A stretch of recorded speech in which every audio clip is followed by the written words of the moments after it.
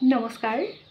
ৰূপকোঁৱৰ জ্যোতিপ্ৰসাদ আগৰৱালাদেৱে কোৱাৰ দৰে এটুপি দুটুপি তেজে তিনিটুপি দেশৰ হকে জয়াই গলে বিলাই লুইতৰ পানীক অনুৰোধ কৰিছে জয়াৰে কিৰীতি দেশে বিদেশে সাগৰে নগৰে ফুৰিবিকৈ। আপোনালোকে নিশ্চয় জানিছে মই কাৰ কথা ক'ব বিচাৰিছোঁ। হয়, আপোনালোকে ভবাৰ দৰে মই ক'ব বিচাৰিছোঁ দেশৰ হকে প্ৰাণ বিসৰ্জন দিয়া অসমীয়া বীৰাংগনা সতী জয়মতী কোঁৱৰীৰ বিষয়ে। জয়মতী কোঁৱৰী কোন আছিল, তাই কেনেকুৱা বিধৰ আছিল আৰু কি কাৰণে জয়মতীয়ে দেশৰ হকে প্ৰাণ বিসৰ্জন দিব লগা হৈছিল সেই বিষয়ে মই দুআষাৰ ক'বলৈ লৈছোঁ। জয়মতী বুলি ক'লে আমি জানো যে ১৭ শতিকাত তুংখুঙীয়া ফৈদৰ কোঁৱৰ গদাপাণিৰ পত্নী আছিল। এক বিশেষ ৰাজনৈতিক পৰিস্থিতিত পৰি গদাপাণিয়ে ৰজা সৈন্যৰ পৰা পলাই থাকিবলগীয়া হোৱাত গদাপাণিৰ পত্নী জয়মতীৰ পৰা গদাপাণিৰ ঠিকনা বিচাৰিলে। কিন্তু জয়মতীয়ে গদাপাণিৰ ঠিকনা নোকোৱাত জয়মতীক চাওদাঙে জেৰেঙা পথাৰলৈ নি নানা ধৰণৰ শাস্তি দি শেষত জয়মতীয়ে মৃত্যুক আঁকোৱালি ল'ব লগা হৈছিল। জয়মতীৰ জন্মদিন তাৰিখ সম্পৰ্কে বুৰঞ্জীত কোনো সমল পোৱা নাযায়। আনকি জয়মতীৰ আহোম নাম কি আছিল সেই বিষয়েও একো জনা নাযায়। কিন্তু ডক্টৰ সূৰ্যকুমাৰ ভূঞাৰ অসম বুৰঞ্জীত উল্লেখ আছে যে শিৱসাগৰৰ পৰা ৯ কিলোমিটাৰ আঁতৰত গড়গাঁৱৰ দক্ষিণ পশ্চিম অঞ্চলত মাদৰী নামে এখন গাঁও আছিল আৰু সেই গাঁৱতেই জয়মতীৰ জন্ম হৈছিল। জয়মতীৰ পিতৃৰ নাম আছিল লাইঠেপেনা বৰগোহাঁই আৰু মাতৃৰ নাম আছিল চন্দদাৰো। লাইঠেপেনা বৰগোহাঁই এজন অতি বিদ্বান পুৰুষ আছিল আৰু তেওঁ নিজৰ প্ৰতিভাৰ বাবে ৰজাঘৰৰ পৰা গোহাঁই বাপ পাইছিল। ডক্টৰ সূৰ্যকুমাৰ ভূঞাৰ অসম বুৰঞ্জীত এই কথাও উল্লেখ আছে যে লাইঠেপেনা বৰগোহাঁইৰ পত্নী আছিল ১২ গৰাকী, পুত্ৰ সন্তান আছিল ২৪ জন আৰু কন্যা সন্তান আছিল ১৩ গৰাকী। লাইঠেপেনা বৰগোহাঁইৰ প্ৰথমা পত্নী চন্দদাৰোৰ গৰ্ভত জন্ম হৈছিল জয়মতী। সৰুৰ পৰাই জয়মতী এগৰাকী অতি ৰূপৱতী ছোৱালী আছিল। তাই সকলো কাম ধৈৰ্য আৰু একাগ্ৰতাৰে সুন্দৰভাৱে কৰি গৈছিল। জয়মতী এগৰাকী সৰ্বগুণ সম্পন্ন ছোৱালী আছিল। সেই সময়ত বিদ্যালয় শিক্ষা নোহোৱাৰ বাবে জয়মতীয়ে ঘৰতেই মাক দেউতাকৰ পৰা ঘৰুৱা শিক্ষা লাভ কৰিছিল। জয়মতীৰ কেতিয়াও এলাহ ভাৱ নাছিল। তাই সকলো কাম অতি সুন্দৰভাৱে পৰিপাটিকৈ কৰি গৈছিল। জয়মতীয়ে ৰাতিপুৱা সূৰ্য উদয় হোৱাৰ আগতেই বিচনাৰ পৰা উঠিছিল আৰু তাৰ পাছত ঘৰৰ বাহী কাম বন কৰি তাঁতৰ পাতত বহিছিল। তাই ৰিহা, মেখেলা, চাদৰ, চেলেং, হাঁচতি, গামোচা আদি খুব সুন্দৰভাৱে বৈ উলিয়াব জানিছিল। আৰু জয়মতীৰ সকলো কামৰ ক্ষেত্ৰতে অতি পাৰ্গত আছিল। তাই ৰাতি ভাত খোৱাৰ পাছতো পাজিৰ সূতা কাটিছিল, তাৰপিছত মহুৰা বাটিছিল আৰু ফুল তুলিছিল। যাৰ বাবে তাই নিজৰ ককায়েক ভায়েকহঁতক চেলেং, তাৰপিছত চুৰিয়া, গামোচা, হাঁচতি এইবিলাক বৈ দিছিল আৰু নিজৰ বাবেও গুণাৰে বন কৰা ৰিহা মেখেলা বৈ লৈছিল। এনেদৰে জয়মতী সকলো ক্ষেত্ৰতে অতি আগবঢ়া আছিল। তাই খুব সুন্দৰভাৱে আঞ্জা ৰান্ধিব জানিছিল, অৰ্থাৎ খালে খুব সোৱাদ লাগে তেনেকৈ জয়মতীয়ে আঞ্জা ৰান্ধি খুৱাইছিল।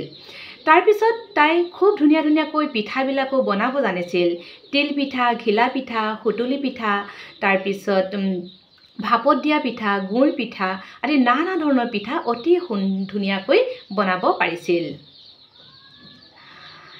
এইবাৰ মই ক'ব বিচাৰিছোঁ জয়মতী আৰু গদাপাণিৰ প্ৰথম সাক্ষাৎ কেতিয়া হৈছিল আৰু পিছত দুয়োৰে মাজত কেনেকৈ বিবাহ পাশত আবদ্ধ হৈছিল। কিংবদন্তি মতে এবাৰ গোবৰ ৰজাৰ পুত্ৰ গদাপাণি জয়মতীৰ ঘৰলৈ আহিছিল এটা গড় সজাৰ বাবে কিছুমান কথা আলোচনা কৰিবলৈ। আৰু সেই সময়ত শৰাইঘাটৰ যুদ্ধৰ পাছত গড়ৰ মেৰামতিৰ কাম কাজবিলাক চলি আছিল। গতিকে গদাপাণিয়ে জয়মতীৰ ঘৰলৈ সেই গড় সজাৰ বাবে কিছুমান কথা আলোচনা কৰিবৰ কাৰণে জয়মতীৰ ঘৰত উপস্থিত হৈছিল। জয়মতী ঘৰৰ ডাঙৰ ছোৱালী হোৱাৰ বাবে তেওঁলোকৰ ঘৰলৈ যদি কোনোবা অতিথি আহে তেতিয়া জয়মতীয়ে সোধা পোছা কৰাৰ পাছত সেৱা শুশ্ৰূষা কৰিব লগা হৈছিল।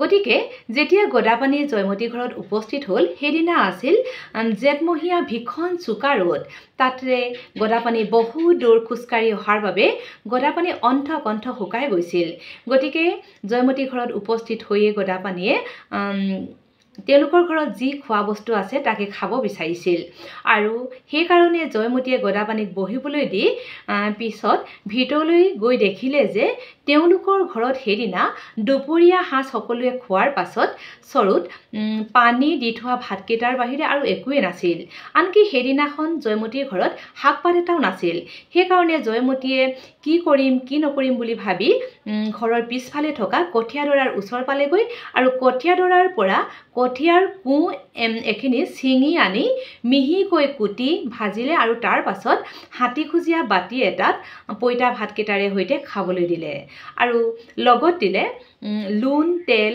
বীজ জলকীয়া এটা আৰু এবাতি সাঁজ আৰু গদাপাণিয়ে ভোকত থকাৰ বাবে বৰ তৃপ্তিৰে ভাত সাঁজ খালে তাৰ পিছত গদাপাণিয়ে ভাত সাঁজ খাই বৰ সন্তুষ্ট লাভ কৰিলে আৰু তাৰ পাছত গদাপাণিক জয়মতীয়ে ইমান সুন্দৰকৈ সেৱা শুশ্ৰূষা কৰাৰ বাবে জয়মতীৰ সেৱা শুশ্ৰূষাত গদাপাণি অভিভূত হৈছিল আৰু পিছত জয়মতীৰ দেউতাক আৰু ঘৰৰ পৰিয়ালৰ অনুমতি সাপেক্ষে গদাপাণি আৰু জয়মতীৰ মাজত সকলম পদ্ধতিৰে বিবাহপাশত আবদ্ধ হৈছিল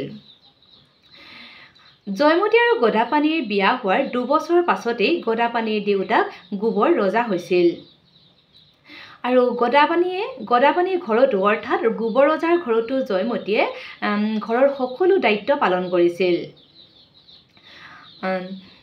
আনকি জয়মতীৰ ৰাজমন্ত্ৰীৰ জীয়েক হোৱাৰ বাবে জয়মতীয়ে ঘৰতে নিজৰ ককায়েক ভায়েকহঁতৰ মুখৰ পৰা দেশৰ বাতৰি শুনিছিল বা খবৰবিলাক শুনিছিল আৰু সেইকাৰণে গদাপাণিৰ ঘৰতো জয়মতীয়ে একে পৰিৱেশে পাইছিল আৰু সেইকাৰণে জয়মতীয়ে ৰজাঘৰৰ বোৱাৰী হোৱাৰ বাবে দেশৰ সকলো খা খবৰ ৰাখিছিল এনেদৰে জয়মতী আৰু গদাপাণিৰ সংসাৰখন বৰ সুখৰ আছিল এগৰাকী পত্নী হিচাপে জয়মতীয়ে গদাপাণিৰ সকলো মনৰ কথা বুজি পাইছিল আৰু তেওঁলোকৰ জীৱনলৈ পিছত লাই আৰু লেছাই নামেৰে 2টা পুত্ৰ সন্তান আহিছিল আৰু সেই পুত্ৰসকলকো জয়মতীয়ে দেশ বিদেশৰ বীৰসকলৰ কাহিনীবিলাক শুনাইছিল আৰু এজন বীৰ হৈ কেনেকৈ দেশৰ মান ৰাখিব লাগে সেই উপদেশ আৰু পৰামৰ্শ জয়মতীয়ে সন্তানক দিছিল এনেদৰে জয়মতী এগৰাকী অতি জ্ঞানী আৰু দূৰদৰ্শী তিৰোতা আছিল আৰু ভিতৰ পৰা যদি আমি চাওঁ তেনেহলে জয়মতী এগৰাকী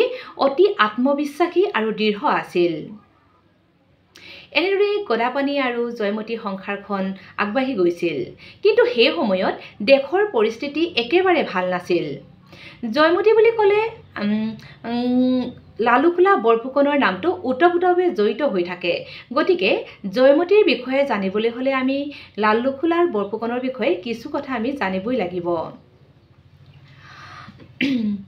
লালুকোলা বৰফুকন আছিল সেই সময়ত যেতিয়া শৰাইঘাটৰ যুদ্ধৰ পিছত অৰ্থাৎ 1671 চনত যেতিয়া শৰাইঘাটৰ যুদ্ধৰ পিছত লাচিত বৰফুকনৰ মৃত্যু হৈছিল তেতিয়া লাচিত বৰফুকনৰ ককায়েক নিমাতী বৰফুকন হয় আৰু নিমাতী বৰফুকনক সেই সময়ত সকলোৱে মেটেকাতলীয়া লালুকোলা বৰফুকন বা বুঢ়াফুকন নামেৰে জনাজাত আছিল তাৰ পিছত যেতিয়া শৰাইঘাটৰ যুদ্ধত মোগলৰ পৰাজয় হ'ল সেই খবৰটো গড়গাঁৱত বিয়পি পৰিছিল আৰু সেই সময়ত সুতৈপা পৰ্বতীয়া ৰজাৰ দিনত মানে লালুকোলা বৰফুকন গুৱাহাটীতে আছিল তাৰ পিছত যেতিয়া এই কথাটো গড়গাঁৱত বিয়পি পৰিলে সেই সময়ত মানে অসমে হেৰুৱা স্বাধীনতা ঘূৰাই পালে কিন্তু মোগলৰ পৰাজয়ৰ কথাটো যেতিয়া দিল্লীৰ বাদশাহ ঔৰংজেবৰ কাণত পৰিল তেতিয়া ঔৰংজেবে এই কথাষাত বৰ অপমানিত হ'ল আৰু তাৰ কাৰণে তেওঁ প্ৰতিশোধ ল'বৰ বাবে চেষ্টা কৰিছিল আৰু তাৰ এবছৰ আগত অৰ্থাৎ শৰাইঘাটৰ যুদ্ধৰ এবছৰ আগত 1670 চনত যেতিয়া আহোমৰ ৰজা চক্ৰধ্বজ সিংহৰ মৃত্যু হৈছিল তেতিয়া চক্ৰধ্বজ সিংহৰ ভায়েক আছিল উদয়াদিত্য সিংহ আৰু উদয়াদিত্য সিংহ তেতিয়া ৰাজসিংহাসনত বহিছিল আৰু সেই সময়তে দেৱেৰা বৰবৰুৱা নামেৰে এজন আহোম বিষয়া আছিল তেওঁৰ বৰ প্ৰতাপী আছিল সেই সময়ত ৰাজমন্ত্ৰী আটন বুঢ়াগোহাঁই নামনিত ব্যস্ত হ'ব লগা হৈছিল আৰু বৰগোহাঁই শৰাইঘাটত আছিল। কিন্তু সেই সময়তে লালুখোলা সেই সময়তে দেবেৰা বৰবৰুৱা বৰ প্ৰতাপী হৈ উঠিছিল। তেওঁ কু অভিসন্ধি কৰি প্ৰথমতে উদয়াদিত্য সিংহক হত্যা কৰে। তাৰপিছত তেওঁ ৰামধ্বজ সিংহ নামেৰে এজনক ৰজা পাতি পিছত তেওঁকো খৰসজু নামেৰে বেজ এজনক লগাই অৰ্থাৎ বিষ খুৱাই হত্যা কৰে। এনেদৰে দেবেৰাৰ মহা প্ৰতাপী হৈ উঠিছিল আৰু দেবেৰা লগতে মহা অত্যাচাৰী হৈ উঠিছিল। আনকি দেবেৰাই তেওঁৰ প্ৰতিদ্বন্দ্বী কোঁৱৰসকলক যিমান ৰজা হ'ব পৰা কোঁৱৰ আছে সকলোকে অংগক্ষত কৰিছিল আৰু বধ কৰিছিল, যাৰ বাবে তেওঁ মহা অত্যাচাৰ কৰি নিজে শাসন কৰিছিল অৰ্থাৎ ৰাজ্য চলাই গৈছিল। তাৰপিছত দেবেৰাৰ এনেকুৱা অত্যাচাৰ দেখি সেই সময়ত টিপমীয়া ৰজাই ৰাজধানীখন উদ্ধাৰ কৰিবলৈ আহিল, কিন্তু তেওঁকো দেবেৰাই ছল কৰি হত্যা কৰিলে। তাৰপিছত তেওঁ চামগুৰীয়া কোঁৱৰ এজনক ৰজা পাতি নিজৰ জীয়েকক বিয়া দি সেই ৰজাজনলৈ বিয়া দি বৰ কৰি পাতিছিল, কিন্তু তেওঁকো পিছত দেবেৰাই হত্যা কৰি গদাপাণিৰ দেউতাক গোবৰক নামত ৰজা পাতি নিজে ৰাজ্য শাসন কৰিবলৈ ধৰিছিল। এনেদৰে দেবেৰা মহা অত্যাচাৰী হৈ উঠিছিল। এইফালে দেশত ৰজা থকাৰ পিছতো দেবেৰাই ৰাজ্য শাসন কৰাৰ বাবে সেই সময়ত ৰাজমন্ত্ৰী আটন বুঢ়াগোহাঁই আৰু শৰাইঘটীয়া দলে দেবেৰাৰ লগত যুদ্ধ লাগিল আৰু যুদ্ধত দেবেৰা হাৰিল। কিন্তু শৰাইঘটীয়া দলে গোবৰ ৰজাক দেবেৰাই পতা ৰজা বুলি হত্যা কৰিলে। তাৰপিছত শৰাইঘটীয়া দলে দিহিঙীয়া ৰজা নামেৰে এজনক ৰজা পাতিলে। তাৰপিছত তেওঁ বেছিদিন নাথাকিল, যিহেতু তেওঁ দাঁত আঙুৰীয়াসকলৰ বিপক্ষে গৈ তেওঁ মৃত্যুক আঁকোৱালি ল'ব লগা হৈছিল।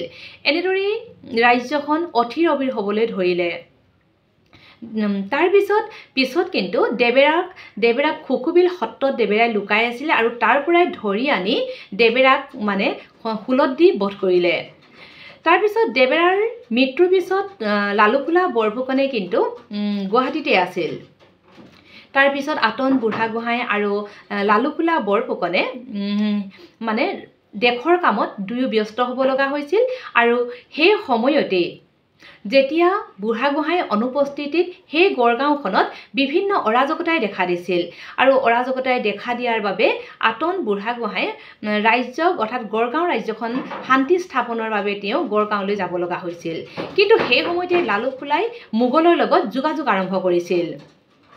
তাৰপিছত লালুখোলা বৰফুকনে 1679 চনত মোগলক গুৱাহাটীখন দি দিলে আৰু চুক্তিমতে তাৰ বিনিময়ত মোগলে লালুখোলা বৰফুকনক দিলে 4 লাখ টকা বকচিচ আৰু তেওঁক আহোমৰ ৰজা পাতিম বুলি আশ্বাস দিলে। তাৰপিছত চুক্তিমতে এইখিনি চুক্তি কৰি থৈছিলে। তাৰপিছত লালুখোলা বৰফুকনক সেই কলিয়াবৰৰ শাকবাৰীত অভিষেক পাতি ৰজা পতা হ'ল আৰু নাম ল'লে ৰাজমন্ত্ৰী। লালুখোলা বৰফুকন ৰজাৰ বংশৰ নোহোৱাৰ বাবে লালুখোলা বৰফুকনে ৰাজ সিংহাসনৰ পৰা বঞ্চিত হ'ব লগা হৈছিল। তাৰপিছত লালুখোলা বৰফুকনে প্ৰথমে সুদৈভা পৰ্বতীয়া ৰজাক হত্যা কৰিলে। তাৰপিছত তেওঁ হত্যা কৰি তেওঁৰ সেই 14 বছৰীয়া চামগুৰীয়া কোঁৱৰ এজনক ৰজা পাতি নিজৰ 9 বছৰীয়া জীয়েকক সেই ৰজাজনলৈ বিয়া দিলে আৰু বিয়া দিয়াৰ পাছতেই লালুখোলা বৰফুকনে আটন বুঢ়াগোহাঁইক হত্যা কৰিলে। তাৰপিছত আটন বুঢ়াগোহাঁইক হত্যা কৰাৰ পাছত সেই ৰজাজনক যেতিয়া ৰজা পাতিলে, মই আগতে কৈছোঁ যে ৰজাজন একেবাৰে যিহেতু সৰু হৈ আছিল, চুলিকফা বা ল'ৰা ৰজা বুলি কয় তেওঁক, একেবাৰে সৰু হোৱাৰ কাৰণে নতুন ৰজা হোৱাৰ কাৰণে তেওঁ ৰাজ সিংহাসন চলাব নোৱাৰিলে বা ৰাজকাৰ্যৰ কাম কাজবিলাক কৰিব নোৱাৰিলে। সেইকাৰণে পিছত কি হ'ল, লালুখোলা বৰফুকনে ল'ৰা ৰজাক সকলো ৰাজকাৰ্য সকলো দিহা পৰামৰ্শ দিব লগা হ'ল আৰু লালুখোলা বৰফুকনে ল'ৰা ৰজাক অৰ্থাৎ ৰজাক এই কথাটো বুজাই ক'লে যে ৰাজ্যত বহুতো প্ৰতিদ্বন্দ্বী কোঁৱৰ আছে, গতিকে কোনোবাই এদিনাখন ল'ৰা ৰজাক হত্যা কৰি বা বধ কৰি পিনি তেওঁ যে ৰাজ সিংহাসন ল'ব এই কথাটো বুজাই দিলে। সেইকাৰণে ৰাজ্যত যিমান মানে ৰজা হ'ব পৰা কোঁৱৰ আছে সকলোকে অংগক্ষত কৰিব লাগে নহ'লে বধ কৰিব লাগে আৰু লালুকোলাৰ বৰফুকনৰ কথা শুনি ল'ৰা ৰজাই চোৰাংচোৰা চাউদাং গোটেই দেশতে মেলি দিলে এইফালে সকলোকে অংগক্ষত কৰিবলৈ ধৰিলে এইফালে সকলোকে মানে বধ কৰিবলৈ ধৰিলে ৰাজ্যখন অথিৰ অবিৰ হ'বলৈ ধৰিলে সন্ত্ৰাস আৰম্ভ হ'ল তাৰ পিছত জনসাধাৰণে নিৰাপত্তা নোহোৱা হৈ পৰিল এনেদৰে যেতিয়া জনসাধাৰণ নিৰাপত্তা নোহোৱা হৈ পৰিল পিছত সকলোকে মাৰি সকলোকে বধ কৰি সকলোকে অংগক্ষত কৰি শেষত থাকি গ'ল টুংখুঙীয়া ফৈদৰ কোঁৱৰ গদাপাণি গতিকে গদাপাণিক ধৰিবৰ কাৰণেও চোৰাংচোৰা এফালে চাউদাং মেলি দিয়া হ'ল বাটে ঘাটে য'তেই লগ পায় মানে বজাই ফুটাই সকলোতেই গদাপাণিক মানে ধৰিবৰ কাৰণে তালাচী চলোৱা আৰম্ভ কৰিবলৈ ধৰিলে তাৰপিছত গদাপাণিক কিন্তু কোনো পধ্যেই বিচাৰি পোৱা নগ'ল কিন্তু বুৰঞ্জীত এই কথাটো উল্লেখ আছে যে গদাপাণিয়ে যেতিয়া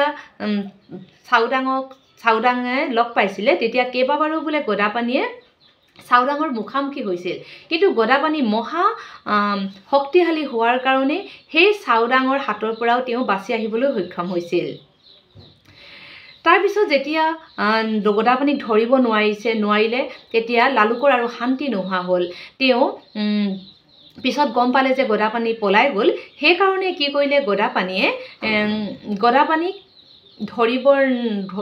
ধৰিব নোৱাৰি পিনি পিছত গদাপাণিৰ পত্নী জয়মতীক ৰাজসভালৈ অনাৰ ব্যৱস্থা কৰা হ'ল কিন্তু সকলোৱে আচৰিত হ'ল যিহেতু ৰাজ্যখনত আজিলৈকে এনেকুৱা নোহোৱা নোপোজা ঘটনা দেখি সকলো আচৰিত হ'ল আজিলৈকে কোনো আহোমৰ ৰমণীক ৰাজসভালৈ অনা হোৱা নাই কিন্তু জয়মতীক যেতিয়া ৰাজসভালৈ মতাই পঠোৱা হৈছে বুলি কথাষাৰ জনা হ'ল সকলোৱে ৰজাক ধিক্কাৰ দিবলৈ ধৰিলে কাৰণ সেই সময়ত জয়মতী আছিল এগৰাকী গৰ্ভৱতী গতিকে সেইকাৰণে এগৰাকী গৰ্ভৱতী তিৰোতাক এনেকৈ ৰাজসভালৈ অনাটোক লৈ সকলোৱে ৰজাক ধিক্কাৰ দিবলৈ ধৰিলে তাৰপিছত ৰজাৰ আদেশ শুনি জয়মতীয়ে ৰাজসভালৈ আহিল আৰু আহিয়েই তেওঁ ৰজাক প্ৰণাম জনালে কিন্তু কাষতে বহি থকা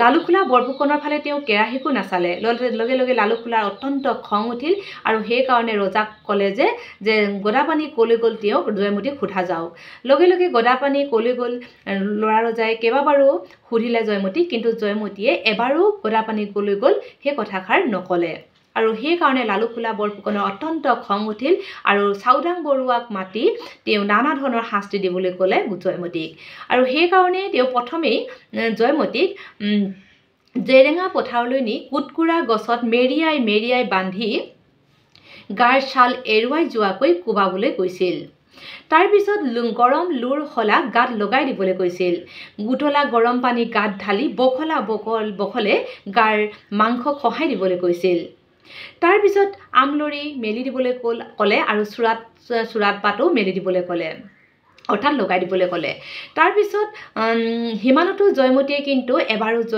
ইমানখিনি শাস্তি ভোগ কৰাৰ পিছতো এবাৰো জয়মতীয়ে গদাপাণি ক'লৈ গ'ল নক'লে আৰু এই কথাটোত নোকোৱাৰ কাৰণে লালুকে আৰু বেছি অশান্তিত দিন কটাবলৈ ধৰিলে তাৰপিছত জয়মতীয়ে এনেদৰে চাউদাঙৰ হাতত বহুদিন কষ্ট ভোগ কৰি শাস্তি খাই শেষত জয়মতীয়ে 1601 শকৰ চ'ত মাহৰ 13 তাৰিখ আৰু ইং 1679 চনৰ 27 মাৰ্চ তাৰিখে শুক্লা ত্ৰয়োদশীৰ দিনা বৃহস্পতিবাৰে জয়মতীয়ে মৃত্যুক আঁকোৱালি ল'ব লগা হয় জয়মতীৰ মৃত্যুৰ পিছত মানে লালুকোলা বৰফুকনৰ আৰু বেছি অশান্তি হ'বলৈ ধৰিলে তেওঁ শান্তিত দিন থাকিব নোৱাৰা হৈ পৰিলে আৰু ইফালে জয়মতীৰ মৃত্যু কথাটো যেতিয়া জয়মতীৰ স্বামী গদাপাণিয়ে খবৰ পালে লগে লগে গদাপাণি শোকত মিয়মান হৈ পৰিল তথাপি তেওঁ মনত সাহস যোগালে যিহেতু স্বামী আৰু দেশৰ মান ৰাখিবৰ কাৰণে আজি জয়মতীয়ে দেশৰ কাৰণে প্ৰাণ বিসৰ্জন দিলে তথাপিও তেওঁ সাহস যোগাই